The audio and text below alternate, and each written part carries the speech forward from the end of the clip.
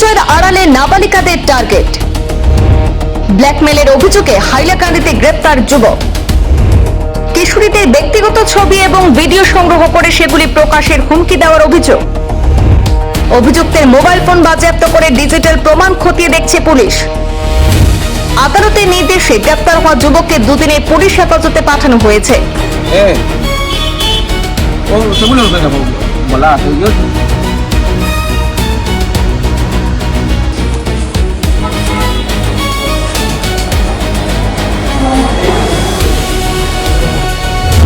হাইলাকান্দিতে ভুয়ো পরিচয় ব্যবহার করে একাধিক নাবালিকা কিশোরীর সঙ্গে সম্পর্ক গড়ে তুলে তাদের ব্ল্যাকমেল করার অভিযোগে এক যুবককে গ্রেপ্তার করেছে পুলিশ।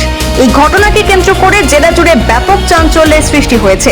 পুলিশ সূত্রে জানা গেছে, গ্রেপ্তার হওয়া যুবকের নাম রুহুল আমিন লস্কর। তার বাড়ি হাইলাকান্দি জেলার নিত্যানন্দপুর এলাকায়।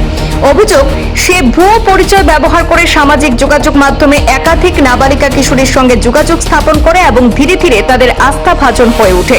তদন্তে উঠে এসেছে, অভিযুক্ত ওই যুবক কিশোরীদের ব্যক্তিগত ছবি এবং ভিডিও সংগ্রহ করে এবং পরবর্তীতে সেই ছবি এবং ভিডিও সামাজিক মাধ্যমে ছড়িয়ে দেওয়ার হুমকি দিয়ে তাদের উপর মানসিক চাপ এবং ব্ল্যাকমেল করা হতো বলে অভিযোগ রয়েছে। অভিযোগের ভিত্তিতে শনিবার অভিযান চালিয়ে রুহুল আমিন লস্করকে গ্রেপ্তার করে হাইলাকান্দি পুলিশ। তার ব্যবহৃত মোবাইল ফোন বাজেয়াপ্ত করা হয়েছে। প্রাথমিক তদন্তে মোবাইল থেকে একাধিক ছবি এবং ভিডিও উদ্ধার হয়েছে বলে জানিয়েছে তদন্তকারী দল। বর্তমানে ডিজিটাল তথ্য প্রমাণের বিস্তারিত ফরেনসিক বিশ্লেষণ চলছে। গ্রেপ্তার হওয়া অভিযুক্তকে জেলা ও দায়রা আদালতে পেশ করা হলে আদালত তাকে দুদিনের পুলিশ হেফাজতে পাঠানোর নির্দেশ দেয়।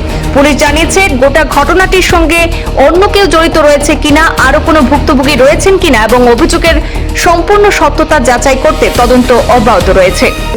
এইরকম এক ঘটনা এসেছে যেগুলা কোনোদিনই আমরা মেনে নিতে পারছি না। এক নম্বর কারণটা কি, যে রাহুল আলম করে যে ছেলেটা, তা আজকে এই থানাতে এই কেসটা এসেছে, তার আইডিগুলো ফেক আইডি বেনে তৈরি করে ফেলেছে, যাতে মানুষে বুঝতে না পারে এ যে একটা মুসলিম ছেলে। বিশেষ করে তার যে ফোনের আইডি টাইডি এগুলো চেক করার পরে দেখা গেছে যে বিশেষ করে যেগুলো মেয়েদেরকে প্রেম নিবেদন করছে বা যাদেরকে ফাঁসানোর চেষ্টা করছে, সে বেশিরভাগই এটা হিন্দু মেয়ে। তো এগুলোতে একটা যে হিন্দু মুসলমানের যে একটা সিম্পেথি বা এগুলো কিছু কিছু সংখ্যক মানুষের জন্য আজকে, ছেলেদের জন্য আজকে সম্প্রীতিটা নষ্ট হয়ে যাচ্ছে।